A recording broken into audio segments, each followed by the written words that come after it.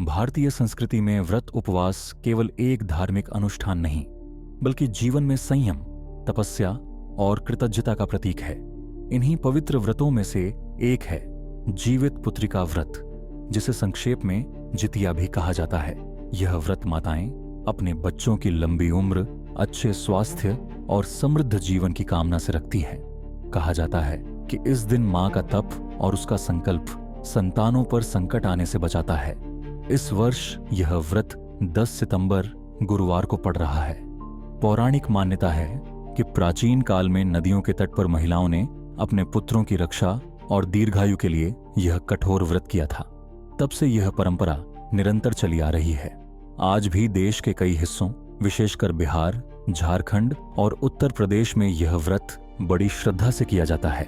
इस व्रत की विशेषता यह है कि यह निर्जला रखा जाता है, यानी बिना अन्न और बिना जल ग्रहण किए हुए। व्रत की पारण अगले दिन की जाती है। इसी कारण इसे अत्यंत कठिन माना गया है। लेकिन माताएं संतान की मंगल कामना के लिए इसे पूरे विश्वास और श्रद्धा से निभाती हैं। जितिया व्रत से एक दिन पहले व्रती महिलाओं को तामसिक भोजन का त्याग कर देना चाहिए। लहसुन, प्याज और मांसाहार का सेवन इस समय वर्जित है। व्रत के दिन शरीर को शीतल बनाए रखना आवश्यक है। धूप और गर्मी से बचें, क्योंकि निर्जला व्रत में डिहाइड्रेशन की संभावना बढ़ जाती है। याद रखें, शरीर की क्षमता को संतुलित रखना ही व्रत को सफल बनाता है। साथ ही इस दिन महिलाओं को अधिक शारीरिक श्रम या भारी कामकाज नहीं करना चाहिए, अन्यथा शरीर में कमजोरी या थकान हो सकती है। जितिया व्रत केवल उपवास नहीं, बल्कि संयम का साधन है।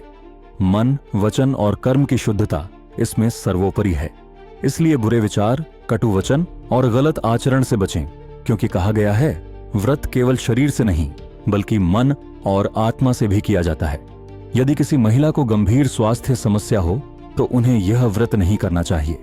ऐसी स्थिति में चिकित्सक की राय लेना अनिवार्य है, और यदि करना ही चाहें तो सावधानी पूर्वक और परिवार के सहयोग से करें। गर्भवती महिलाओं के लिए यह व्रत अत्यंत कठिन है।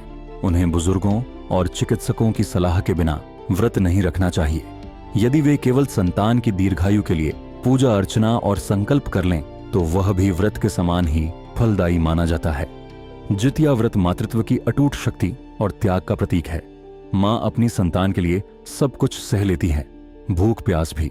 उसके तप और श्रद्धा से ही संतान के जीवन में आयु, बल और समृद्धि का वास होता है। इसलिए इस पावन अवसर पर आइए हम सभी अपनी माताओं के इस अद्वितीय त्याग को नमन करें और प्रार्थना करें कि हर संतान का जीवन सुख, शांति और समृद्धि से परिपूर्ण हो।